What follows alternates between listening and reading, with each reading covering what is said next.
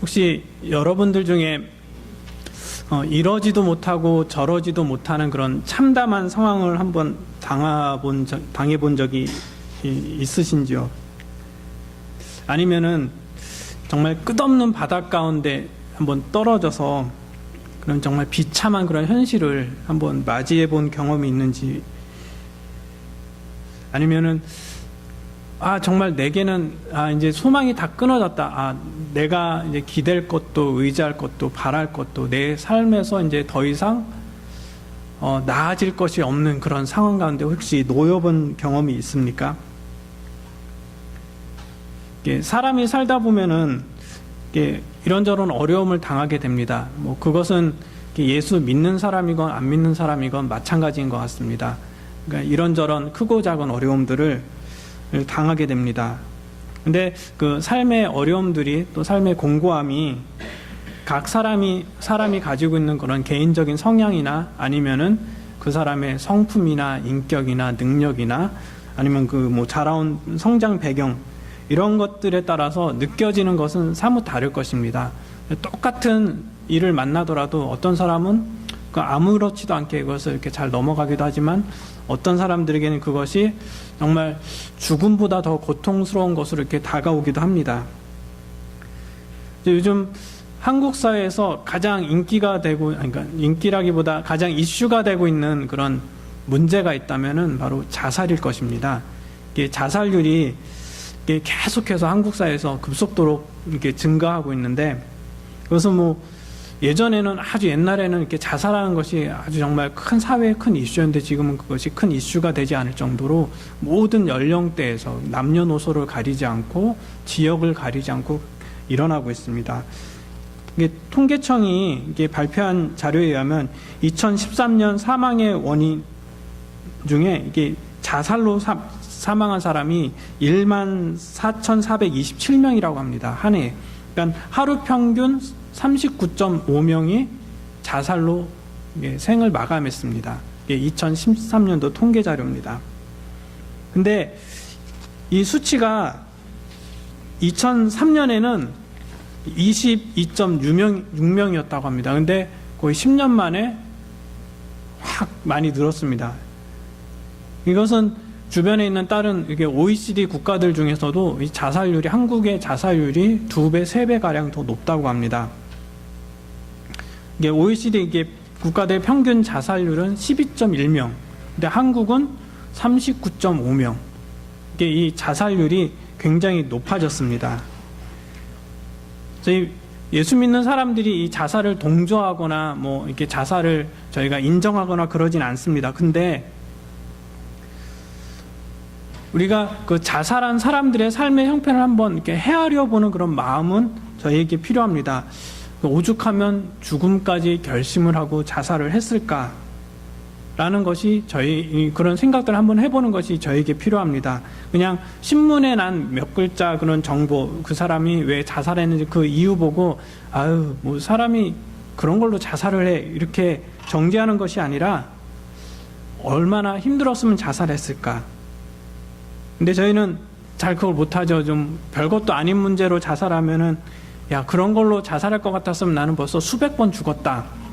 이렇게 말할 수 있는데, 우리 믿는 사람들은 그런 정죄가 아니라 어떤 사람들에게는 이 일이 나에게는 아무것도 아닌 일 같은 이 일이 그 사람에게는 죽음을 생각할 만큼 힘든 일이구나 라는 것을 우리가 생각해 봐야 되고, 또 그런 고통 가운데 있는 사람들, 나는 경제적으로 뭐 좀 힘든 것이 아무것도 아닌데 어떤 사람은 그 경제적인 것이 큰 고통이라서 죽음을 생각하고, 나에게는 이 육신의 질병이 아무것도 아닌데 어떤 사람은 그것 때문에 너무 괴로워서 죽음을 생각할 만큼 힘든 일이라는 걸 저희가 생각해보고, 그런 상황 가운데 있는 사람들을 위해서 기도하는 자세가 저희에게는 필요한 것입니다. 그러니까 저희의 신앙은 이렇게 한 발 더 나아가서 그런 사건들을 접할 때마다 그런 형편에 있는 사람들을 위해서 기도하는 것이 저에겐 필요합니다. 지난주에 저희가 엘리멜렉이라는 가정에 대해서 그 얘기를 잠깐 나눴습니다.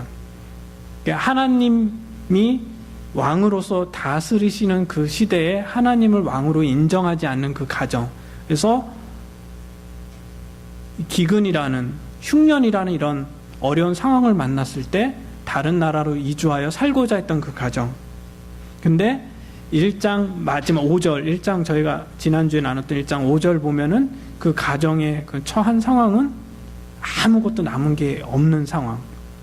재산도 없고 남편도 잃어버렸고 두 아들도 잃어버렸고 그리고 그 후손이 없는 그런 상황에 놓여 있는 한 나오미라는 한 여인, 늙은 여인에 대해서 1장 5절이 마무리를 했습니다.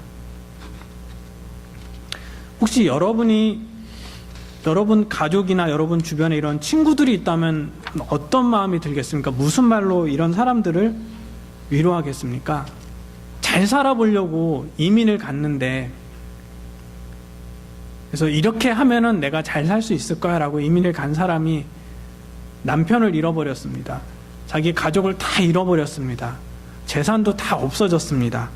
그리고 남은 것은 아무것도 없는 나이 든 자기 몸, 소망 없는 자기의 삶. 무슨 위로로 여러분들은 이런 나오미 같은 사람들을 위로하겠습니까? 그러니까 1장 5절을 잘 읽어보면 나오미의 삶은 이렇게 인간이 비참할 수도 있나, 이렇게 인간이 참으로 망하고 내려앉고 주저앉을 수 있나. 그래서 1장 21절에 보면 나오미가 뭐라고 고백합니까? 내가 풍족히 나갔더니 여호와께서 비어 돌아오게 하셨느니라. 자기가 모압 땅으로 이민을 갈 때는 풍족했습니다. 남편이 있었습니다. 그래서 성경을 연구하는 분들은 이 엘리멜렉이라는 사람이 이 베들레헴에서 이렇게 좀 재산도 있고 꽤 잘 나가던 사람이었다고 이렇게 성경 학자들은 이렇게 얘기를 합니다. 그 잘 나갔던 사람들, 그 남편을 자기의 남편으로 두고 있습니다. 그리고 든든한 두 아들이 있습니다. 그 재산도 꽤 있었습니다. 그거 정리해서 이민을 갔습니다. 좀 더 잘 살려고. 근데 1장 5절은 모든 것이 사라지고 아무것도 없는. 그 나오미는 계속해서 그 두 아들의 죽음 이후에 생각했을 것입니다. 도대체 내 인생이 무엇이지? 내가 무슨 짓을 한 거지? 왜 우리 가정은 지금 나의 삶은 이 지경에까지 이른 것일까? 그 수많은 생각들이 머릿속에 오고 갔을 것입니다. 그런데 1장 1절에서 5절까지에 하나님이라는 그 단어가 나오지가 않습니다. 주라는 말도 나오지가 않고 여호와란 말도 전혀 나오지가 않습니다. 하나님 없이도 이 엘리멜렉 가정, 나오미는 잘 살 수 있으리라고 생각을 했습니다. 하나님이 왕이 아니어도 건강한 내 남편, 든든한 두 아들, 그리고 손에 있는 재산, 이걸 있으니까 잘 살 수 있을 거야. 열심히 살면은 더 풍족하게, 더 풍요롭게 살 수 있을 거야. 내 고국 땅에 있는 내 백성들은 어리석어서 이런 시대적 흐름을 잘 모르지만 나는 벌써 모압 땅이 흉년을 피하고 내 삶의 터전을 더 풍성하게 알맞을 정도의 그런 아름다운 땅인 것을 나는 볼 수 있는 안목이 있어서 그렇기 때문에 나는 잘 살 수 있을 거야 했던 그 인생이었는데 펼쳐보니까 아무것도 남지 않은 그런 인생이 된 것입니다.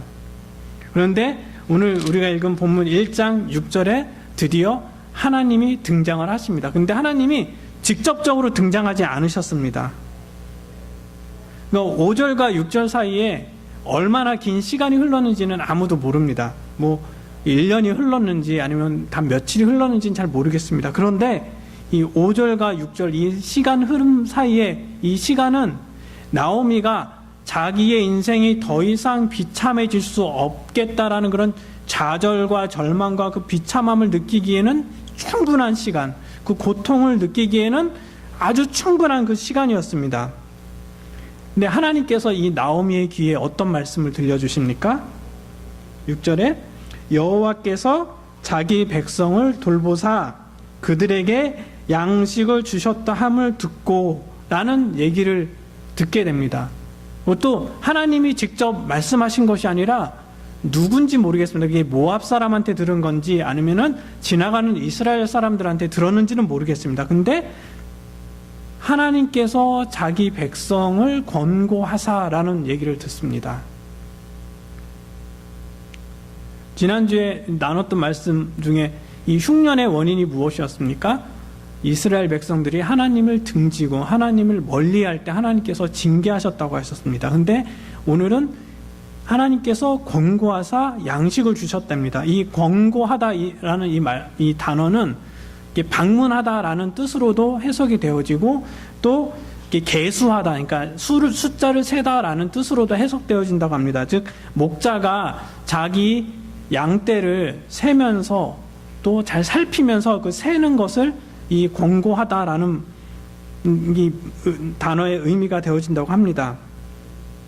즉 여호와께서 이스라엘 유다 백성을 권고하셨다는 것은 하나님께서 그들을 찾아오셨다는 것입니다. 하나님께서 자기 백성을 살펴보셨다는 것입니다. 그 자기 백성들의 삶이 어떤지, 삶의 형편이 어떤지 하나님께서 찾아오셔서 그것을 보셨다는 것입니다. 우리 출애굽기 3장 16절에 보면은 그 애굽에 내려간 이스라엘 백성들이 하나님께 부르짖습니다. 그럴 때 하나님께서 모세를 부르십니다. 너는 가서 이스라엘 장로들을 모으고 그들에게 이르기를 여호와 너희 조상의 하나님 곧 아브라함과 이삭과 야곱의 하나님이 내게 나타나 이르시되 내가 진실로 너희를 권고하여 너희가 애굽에서 당한 일을 보았노라. 너희를 권고하였다. 그러니까 하나님께서 이스라엘 백성들이 애굽에서 부르짖을 때 하나님께서 친히 그것을 돌아보셨다는 것입니다. 찾아오셔서 그들의 형편을 보셨다는 것입니다. 근데 이것이 신약 성경에 보면은 어떻게 나오냐면 누가복음 1장 68절에는 찬송하리로다 주 이스라엘의 하나님이여 그 백성을 돌아보사 속량하시며 그 백성을 돌아보사 즉 그 백성을 권고하사 그래서 보내신 분이 누구십니까? 바로 예수 그리스도이신 것입니다. 오늘 성경 말씀에 하나님이 이스라엘 백성들을 권고하신 것은 나오미가 하나님께 간절히 금식하며 기도해서 그런 것이 아닙니다. 나오미는 하나님 앞에 회개하지 않았습니다. 부르짖지 않았습니다.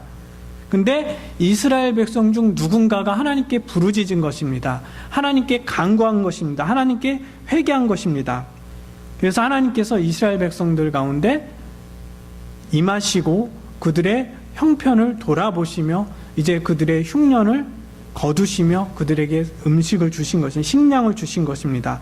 근데 나오미는 이제 그 하나님께서 임하신 그 사건을 들었습니다. 이 출애굽 이후에 이스라엘 백성들이 출애굽하면서 있었던 수많은 기적과 이적들 그 이야기들을 여리고 사람들이 알았어요. 그래서 이스라엘 백성들이 여리고의 정탐꾼을 보냈을 때 기생 라합이 어떻게 대답을 하였습니까? 하나님께서 너희 백성에게 행하신 일, 홍해를 가르시고 기적과 이적으로 너희 백성들을 이끄신 그 사건을 우리가 듣고 우리 마음이, 우리 간담이 녹았다고 했습니다. 그러니까 이 하나님께서 이스라엘을 지금 권고하셔서 이스라엘 백성들에게 양식 주신 이 사건은 누가 보아도 이건 하나님이 행하신 일이구나라는 것을 알 수밖에 없는 그런 상황이고 그 사건이었습니다. 근데 그 이야기가 나오미의 귀에 들린 것입니다.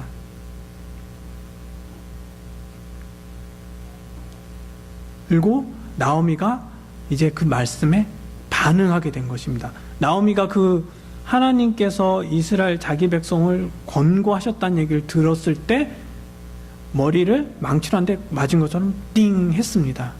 갑자기 자기 인생이 자기가 이스라엘 베들레헴을 떠나서 모압으로 이주할 때부터 지금까지 일들이 그냥 필름이 확 돌아가는 것처럼 싹 돌아가더니 그것들이 정리가 되어지고 해석이 되어지는 것입니다. 내 인생이 왜 그랬었는지, 우리 가정이 왜 지금 이 상황에 놓여 있는지 그것이 이해가 되어지는 것입니다. 하나님께서 하셨구나. 하나님의 손이 우리 가정을 치셨구나. 라는 것이 나오미가 이제 깨닫게 되어진 것입니다. 자기에게 벌어진 이 상황, 이 참담함은 그냥 우연히 일어난 일도 아니고 자기가 잘못 살아서 그렇게 되어진 일도 아니고 바로 하나님이 나를 징계하셨다, 우리 가정을 징계하셨다라는 그런 생각의 그 결론에 이르게 된 것입니다. 근데 하나님께서 나오미에게 처음으로 이렇게 말씀하셨을까요? 나오미가 이렇게 깨닫을 수 있도록 이렇게 처음으로 말씀하신 걸까요? 그 10년 동안에 아무 말씀도 안 하셨을까요? 아닙니다. 분명히 하나님께서는 계속해서 나오미가 돌이키도록, 이 나오미의 가정이, 엘리멜렉이 돌이키도록 계속해서 말씀하셨을 것입니다. 이런저런 사건과 이런저런 상황들로. 아마 엘리멜렉이 죽었을 때 갑자기 급사한 것 같지는 않습니다. 그러면 엘리멜렉이 병들었을 때 어쩌면은 하나님께서 그것을 통하여서 말씀하셨는데 이 가정이 듣지를 못하였습니다. 그리고 엘리멜렉 죽음 이후에 이 가정 가운데 일어나는 그런 일들을 통해서 하나님께서 여러 모양으로 말씀하셨는데 나오미가 그것을 듣지를 못하고 깨닫지를 못하였던 것입니다. 근데 이제 나오미가 깨닫게 된 것입니다. 시편 119편 75절에 보면 이런 말씀이 있습니다. 여호와여, 내가 알거니와 주의 판단은 의로우시며 주께서 나를 괴롭게 하심은 성실하심으로 말미암음이니이다. 이제 나오미가 깨달은 것이 이 말씀인 것입니다. 내가 고통을 당하고 괴로운 가운데 지금 있지만 나의 형편이 더 비참해질 수 없을 정도로 내 형편이 망가졌지만 깨닫게 된 것입니다. 그리고 이제는 나오미가 결단을 하게 됩니다. 나오미가 그 소식을 듣자마자 어떻게 합니까? 짐을 챙깁니다. 짐을 쌉니다. 그래서 어디로 갑니까? 이스라엘, 자기 땅 베들레헴으로 돌아갑니다. 근데 우리가 생각할 때 이렇게 하나님께서 좀 징계하시면 우리가 금방금방 깨달을 것 같고, 하나님께서 우리를 치시면 우리가 금방 회개할 것 같은데 사실은 인간이 악하여서 그렇지 못합니다. 그래서 이사야 1장 5절 6절에 보면은 하나님께서 이스라엘 백성들에게 어떻게 말씀하시냐면, 너희가 어찌하여 매를 더 맞으려고 더욱더 패역하느냐. 온 머리는 병들었고 온 마음은 피곤하였으며 발바닥에서 머리까지 성한 곳이 없이 상한 것과 터진 것과 새로 맞은 흔적뿐 이언을 그것을 짜며 싸매며 기름으로 유하게 함을 받지 못하였도다. 하나님의 징계를 징계로 깨닫는 것이 은혜입니다. 하나님의 손이 나를 치신다는 것을 깨달을 수 있는 것이 은혜입니다. 그것을 깨닫지 못하면은 계속해서 하나님의 징계 가운데 더 심한 고통 가운데 놓이게 되는 것입니다. 하나님께서는 자기가 사랑하시는 자기의 자녀들, 자기의 백성들을 징계하십니다. 그래서 히브리서 12장 5절에서 11절에 보면 하나님께서 이렇게 말씀하십니다. 또 아들들에게 권하는 것 같이 너에게 권면하신 말씀을 잊었도다. 일러스되 내 아들아, 주의 징계하심을 경히 여기지 말며 그에게 꾸지람을 받을 때에 낙심하지 말라.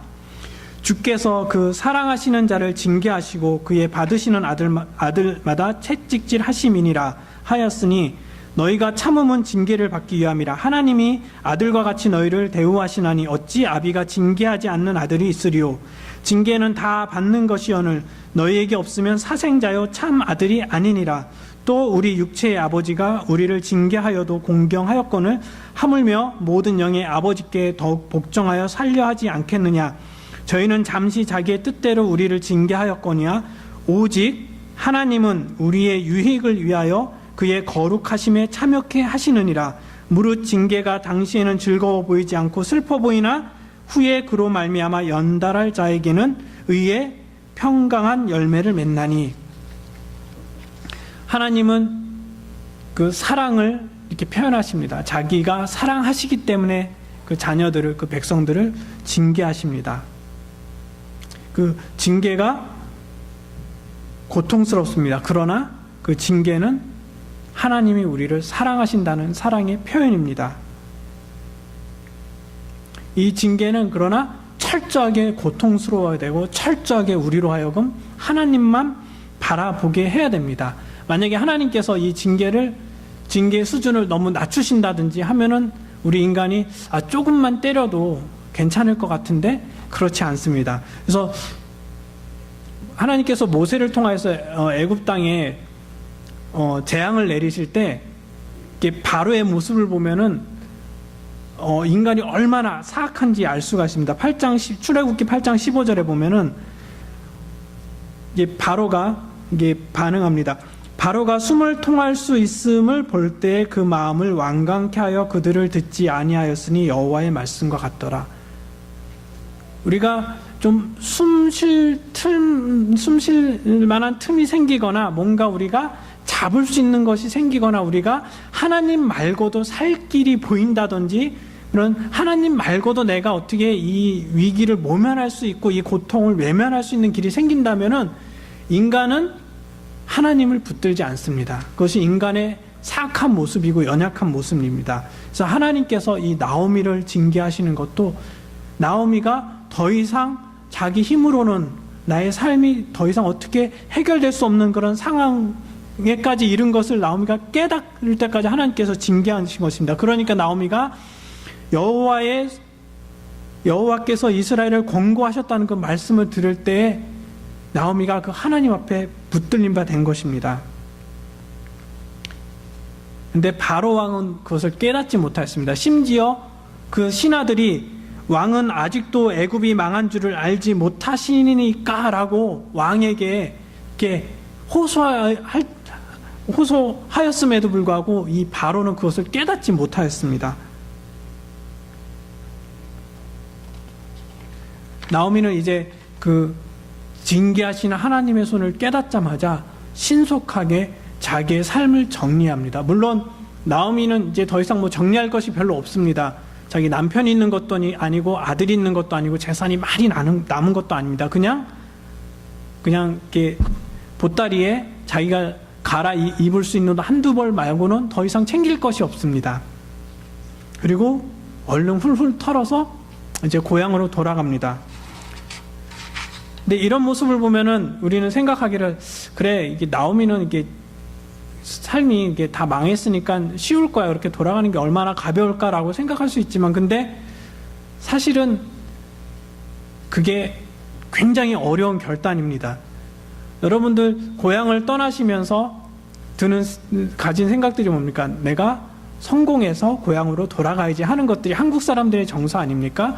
옛날 시골에서 서울로 상경하는 사람들의 그 심정이 뭡니까? 내가 고향에 다시 돌아올 때는 자가용 몰고 멋진 양복 입고 넥타이 메고 돌아갈 거야 라고 다들 이렇게 생각합니다. 그래서 금이환영하고 싶어하는 것이 사람들의 심리입니다. 근데 다 망해서 거짓골이 되어서 고향으로 돌아가는 것은 정말 부끄러운 일입니다. 창피한 일입니다. 자기를 다 하는데 자기가 떠났을 때 모습 사람들이 다 하는데 그렇게 당당하게 떠났던 사람이 쫄딱 망해서 거짓골이 되어서 돌아간다는 것을 생각하면은 그 누구도 고향에 돌아가지 못합니다. 특별히 나이가 들면 더 그러합니다.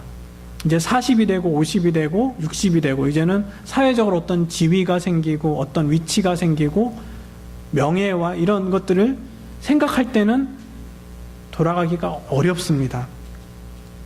나오미도 마찬가지일 것입니다. 자기의 고향으로 돌아가는 것. 분명히 이것이 하나님의 징계임을 깨달았지만 하나님 그냥 제가 이 모압 땅에서 이렇게 살다 죽으면 안 될까요? 여기서 그냥 제가 하나님 예배 잘하고 하나님 잘 섬기다가 죽으면 안 될까요? 제가 베들레헴 돌아가면은 정말 창피합니다. 애들 말로 뭐가 이렇게 팔립니다. 더 이상 하나님 그것까지는 하지 말아 주십시오. 라는 생각이 들을 법도 한데 나오미는 그런 것을 생각하지 않았습니다. 내가 이제는 해야 될 일이 돌아가는 것 말고는 없구나. 하나님이 권고하시는 땅, 하나님이 돌아보시는 백성, 하나님이 약속하신 그 약속의 땅, 우리 조상의 하나님, 아브라함과 이삭과 야곱의 하나님이 약속하셔서 주셨던 그 땅, 그리고 하나님께서 물려주신 그 기업이 있는 땅, 그 땅으로 내가 돌아가야 되겠다. 내가 창피를 당해도 괜찮다. 내가 좀 부끄러움을 당하면 어떠랴. 사람들이 나를 향해서 손가락질하면 어떠랴. 나는 그 땅으로 돌아가겠다. 내가 설령 그 땅에서 굶는다 할지라도, 내가 설령 그 땅에서 처참하게 산다 할지라도 하나님이 계시는 땅이면 내가 돌아가겠다 라는 것이 나오미의 결단이었습니다. 이것이 바로 회개하는 자의 모습입니다. 참된 회개하는 자의 모습은 이렇게 돌아설 뿐만 아니라 제대로 된 길로 가는 것입니다. 근데 저희는 그러지 못합니다. 죄 짓고 나서 금방 회개하고 돌이키는 것 같지만 그러나 돌아는 섰습니다. 분명히 내가 이 길로 가다가 잘못된 것을 알고 제대로 된 길로 돌아섰습니다. 근데 나의 삶은 멈춰서거나 아니면은 뒤돌아서 이렇게 걷습니다. 그것이 우리 많은 기독교인들이 회개하는 모습입니다. 근데 회개에 따른 모든 고통과 아픔과 창피함을 다 감내하는 것입니다. 다윗의 회개가 그러지 않았습니까? 다윗은 자기가 동침한 간음한 그 여인 때문에 당한 그런 모든 창피를 다 감내했습니다. 그것이 자기의 죄임을 숨기지 않았습니다. 그것을 깨닫게 됐을 때 하나님 앞에 철저하게 그것을 회개하고 그것으로 당하는 고통을 피하지 않았습니다. 근데 우리들은 쉽게 이 죄의 자리를 떠나지 못합니다. 때로는 이 죄라는 것을 깨달았고 나서도 그 자리를 쉽게 떠나지 못하는. 왜냐하면은 자기가 회개하고 돌이킬 때 벌어지는 그 모든 사건들을 자기가 짐작해 봅니다. 내가 이것을 이렇게 했는데 내가 회개하면은 내가 이렇게 해야 돼. 그러면은 그랬을 때 자기에게 당하는 불이익, 금전적인 것들, 아니면 사회적인 창피, 모멸, 모욕감, 사람들의 손가락질, 수군거림 이런 것들을 자기가 감당할 수가 없습니다. 그러니까 깨달았음에도 불구하고 그냥 그 자리에 머무는 것이 많은 믿는 자들이 회개하는 모습입니다. 나오미가 그렇게 해서 결단하고 베들레헴으로 향합니다. 유다 땅으로 향합니다. 근데 누가 뒤따릅니까? 두 며느리가 나오미를 따라갑니다. 왜 따라갔을까요? 이 두 여인은 모압 여인입니다. 자기 시어머니가 이제 자기네 나라로 간다고 합니다. 이 두 며느리는 비록 결혼해서 10년은 살았지만 그래 아직은 젊은 여자들, 얼마든지 새로 결혼할 수 있고 새로운 가정을 가질 수 있고 자기 부모 형제가 있는 그 땅을 왜 떠나려고 했을까요? 아마 저희가 짐작해 보기로는, 짐작할 수 있는 부분은 잘은 모르지만 그런 나오미가 이 두 며느리에게 참 잘했던 것 같습니다. 신앙적으로는 나오미의 삶이 하나님과 멀어졌지만 인격적으로 이 두 며느리를 잘 대했던 것 같습니다. 그러니까 이 어머니, 시어머니를 참아 버리고 자기들만의 새로운 인생을 찾을 수가 없었던 것 같습니다. 그래서 이 두 며느리는 이 시어머니를 쫓아갑니다. 근데 이 나오미는 따라오는 두 며느리에게 이제 무엇을 합니까? 이제 참된 간증을 합니다. 어쩌면 지난 10년 동안 한 번도 얘기하지 않았던 여호와 하나님에 대해서 이야기를 합니다. 그리고 정말 부끄럽지만 창피하지만 자기가 당한, 그래서 어쩌면 그 두 며느리도 당한 그 고통, 그 며느리가 어쩌면 자기 때문에 당했을 그런 고통 가운데 동참하게 된 그것들이 바로 그 모든 원인이 자기에게 있다는 것을 이 두 며느리에게 나오미가 이제는 간증을 하는 것입니다. 너희가 이렇게 고통스럽고 우리 가정이 이렇게 망한 것이 바로 내가 하나님을 떠났기 때문이다.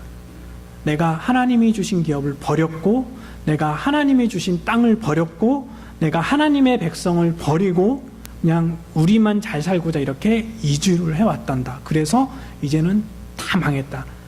하나님의 손이 나를 치셨다. 하나님의 손이 나를 치셨다. 그렇기 때문에 이제는 나에게는 더 이상 소망이 없다. 나에게는 이제 더 이상 위로받을 만한 것도 없고 나에게는 어떤 것도 없다. 우리는 이 룻기의 결과를 압니다. 룻기 4장을 알고 있기 때문에 나중에 다 해결되는데 뭐 복 받을 텐데 이렇게 라고 말할 수 있지만, 그러나 지금 이 순간 룻은 자기에게 어떤 일이 벌어질지 아무것도 모르고 떠나는 것입니다. 그냥 보여지는 것, 그냥 일상적으로 우리가 예측할 수 있는 것은 그냥 창피한 당하고 이 늙은 여자가 자기 고향 땅에 가서 고생하다가 이제는 죽는 것 말고는 정해진 길이 없습니다. 이제 나오미는 그것을 고백하는 것입니다. 그렇지만 나오미의 삶은 바뀌었습니다. 이제는 자기의 부끄러운 과거를, 자기의 처해 있는 현재 이 처참한 상황을 하나님의 눈으로 볼 수 있고 하나님의 시각으로 이것을 해석할 수 있게 됐고, 그래서 그것을 간증할 수 있게 되었습니다. 그래서 두 며느리에게 어떻게 축복을 합니까? 여호와 하나님께서 너희를 선대하여 주시기를 원한다. 이제는 그 어떤 것으로 너희가 복받는 것이 아니라 하나님께서 친히 너희를 복되게 하시길 원한다. 내가 너희에게 복을 줄 수 있는 것이 아니고 너희의 신이, 너희의 신들이, 너희가 섬기는 그모스 신이 너희에게 복 주는 것이 아니라 내가 이제는 섬기기로 작정한 그 하나님, 나의 조상의 하나님, 그 하나님께서 너를 선대하여 주시기를 원한다라고 축복하는 것입니다.